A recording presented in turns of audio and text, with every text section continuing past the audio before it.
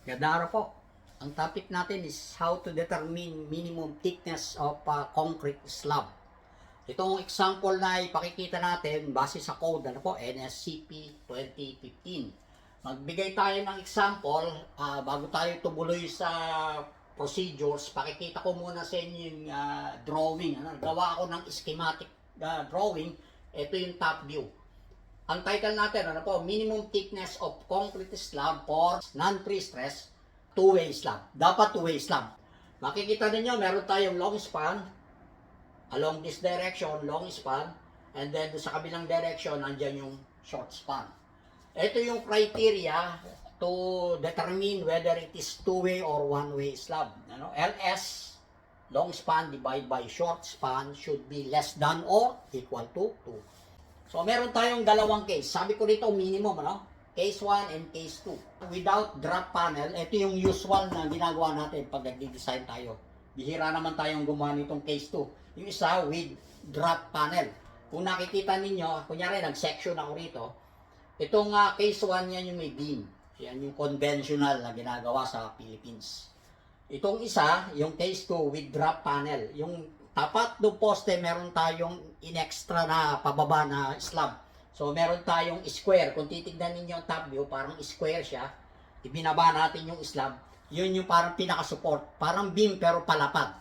Ano po? So, bihira natin gamitin to. But ito yung minimum thickness niya for slab with a drop panel, 100 mm. So, dito tayo sa case 1, yung without drop panel. Dito makita natin, sabi ko, without drop panel. Meron tayong pinakita, galing sa ODO, NSCP, yung isa T1 and T2. Ito yung requirement. LN, ano ibig sabihin ng LN? Nominal length. Yan yung clear span, clear distance from face of support. Kunyari, tinignan ninyo ito drawing, may example ako rito. Isinumi natin yung kaninang drawing. Ito yung beam. Yan yung beam, nakapaikot, interior panel siya. Ang tinatawag nating LN, yung mula sa face ng beam to another face of beam, yung clear distance. So, i-apply natin siya dito. Ang gagamitin natin, itong T2, hindi yung T1, dahil with edge beam. Ito yung condition niya, with edge beam.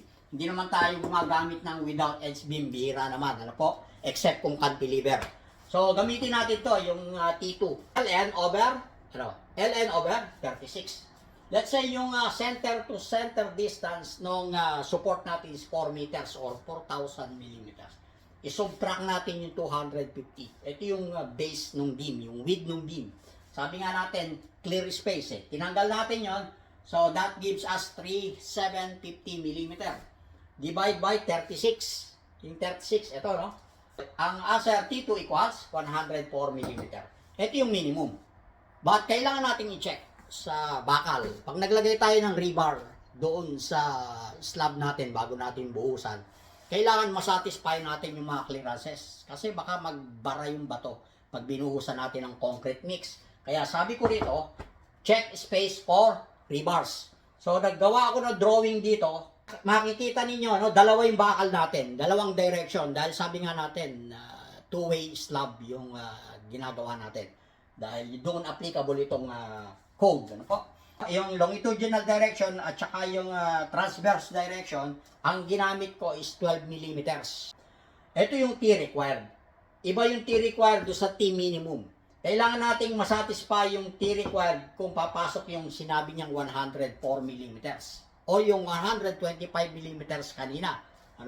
So, TR equals 2 times 20. Saan ang galing yung 20? Clear cover sa itaas tsaka sa ilalim. Plus 4 times 12. Sabi ko nga, 12 mm yung ginamit ko. Apat siya dahil dalawang direction. Plus 40 mm clear space dun sa gitna, sa pagitan ng dalawang bakal na nasa center. So, TR equals 128 mm. 128 mm. Let's say 130 mm. So, lumagpas na siya rito sa 104. Kahit doon sa 125 kanina na pinakita natin a while ago, nagpas na rin siya, 130 mm. But kung gusto niyo sabihin natin ay gusto kong gamitin 125 dahil yun naman yung minimum. So gagamitin ko 125. Pwede rin po, But make sure na yung gagamitin nating aggregate do sa concrete mix natin is yung maliliit na bato, 20 mm. Yung tinatawag natin yung mga gravita. para hindi tayo magbara. Kasi kaya ang ginamit natin dito 40 millimeters lang.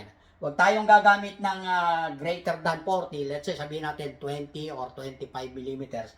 Pwede na pumasok yung buhos natin doon sa space na 40 millimeters. Abangan po ninyo yung iba pa nating topic. Gagawa tayo ng mga iba pang mga example about reinforced concrete, yung mga detailing. Especially yung mga rebars, yung mga hooks, splices, yun yung susunod natin.